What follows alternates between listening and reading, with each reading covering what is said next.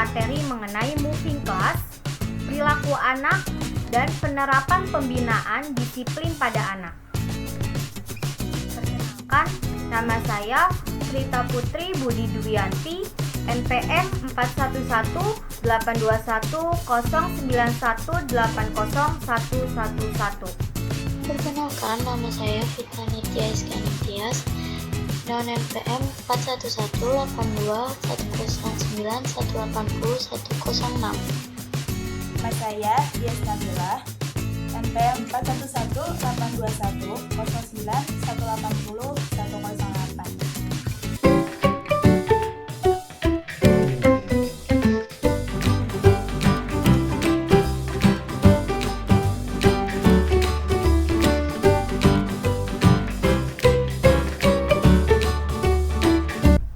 Moving class berasal dari kumpulan dua kata, yaitu moving dan class, yang kesemuanya itu berasal dari bahasa Inggris.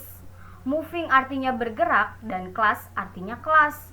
Senada dengan itu, Abdul Rashid mengatakan pendapatnya bahwa apa yang dimaksud dengan moving class adalah suatu model pembelajaran yang diciptakan untuk belajar aktif dan kreatif. Pengertian lainnya, moving class adalah salah satu sistem pembelajaran yang mana setiap guru mata pelajaran sudah siap mengajar di ruang kelas yang telah ditentukan sesuai dengan mata pelajaran yang diampunya. Sehingga saat pergantian pelajaran, bukan guru yang datang ke kelas siswa, namun siswa yang datang ke kelas guru. Pelaksanaan moving class ini tidak hanya dapat dilaksanakan di kelas saja, melainkan juga dapat dilaksanakan di masjid, perpustakaan, dan tempat-tempat lainnya selama masih berhubungan dengan sekolah dan sesuai dengan proses belajar mengajar.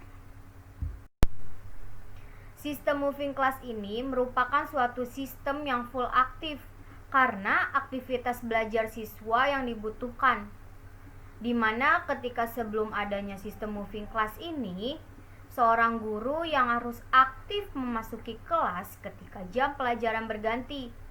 Tetapi dengan adanya sistem moving class ini, seorang siswalah yang dituntut untuk aktif dalam pergantian jam pelajaran.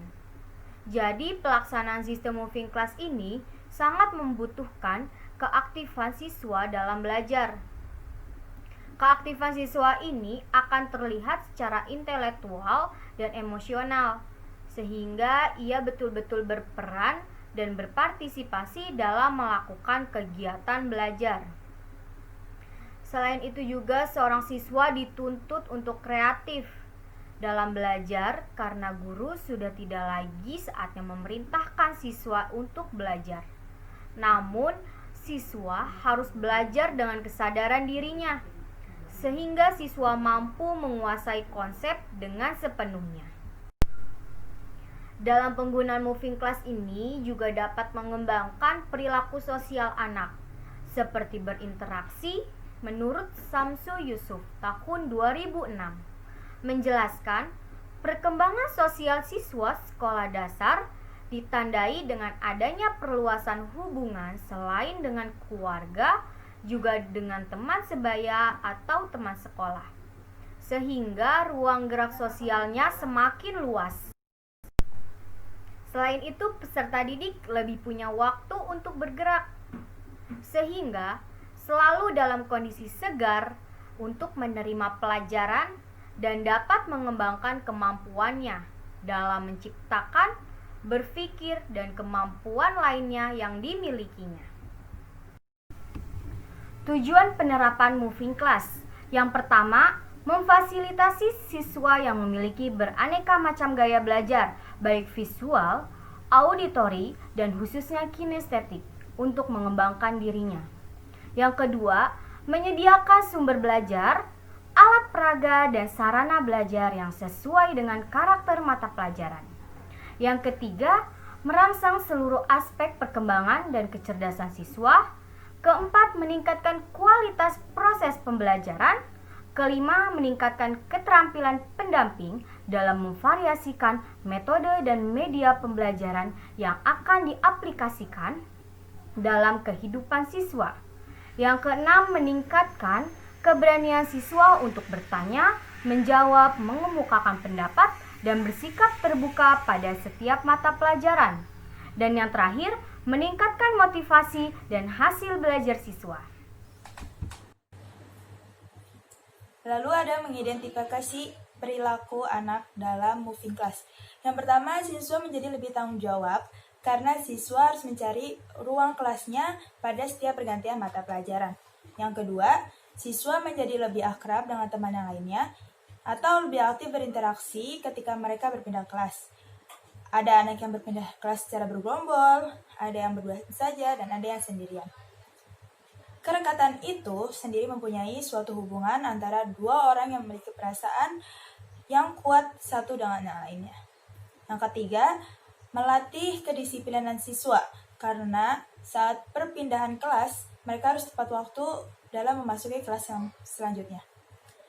Yang keempat, siswa lebih aktif dan mandiri melakukan aktivitasnya sendiri. Yang kelima, terjadinya kerjasama antar siswa dalam kegiatan belajar. Selanjutnya, menerapkan pembinaan disiplin pada anak. Yang pertama, ada pentingnya pembinaan disiplin dan perilaku anak. Kemampuan anak untuk menyesuaikan diri dengan lingkungannya merupakan modal dasar yang sangat penting bagi kehidupan yang sukses di masa depan. Pembinaan disiplin pada diri anak itu sangat penting, karena disiplin dapat menetapkan peran sosial anak. Tujuan dari disiplin adalah membentuk perilaku anak yang sesuai dengan peran yang ditentukan di lingkungan atau kelompok sosialnya. Untuk itu, dalam penanaman disiplin ini, peran orang tua di rumah maupun guru di sekolah itu sangat penting. Yang kedua, yaitu teknik pembinaan disiplin kelas. Ada 3 macam teknik yang sudah dikenal dalam pembinaan disiplin, yaitu teknik otoriter, permisif, dan demokratis. Teknik ini dibedakan berdasarkan bagaimana aturan ditetapkannya pada anak. Yang pertama akan kita bahas yaitu teknik otoriter. Dalam teknik ini, disiplin ditegakkan secara kaku. Penerapan hukuman pada anak bertujuan untuk memperkuat patuhan anak pada aturan-aturan yang telah ditetapkan. Bila anak melanggar terhadap aturan tersebut, maka anak tersebut akan dihukum. Dalam penerapannya, teknik ini hanya sedikit atau bahkan tidak sama sekali adanya penguatan positif, seperti senyuman, pujian, bila anak yang bertingkah laku sudah sesuai dengan aturannya. Sebagai seorang guru yang mampu menjadi manajer kelas, dituntut untuk memiliki keterampilan pembinaan kedisiplinan pada peserta didiknya.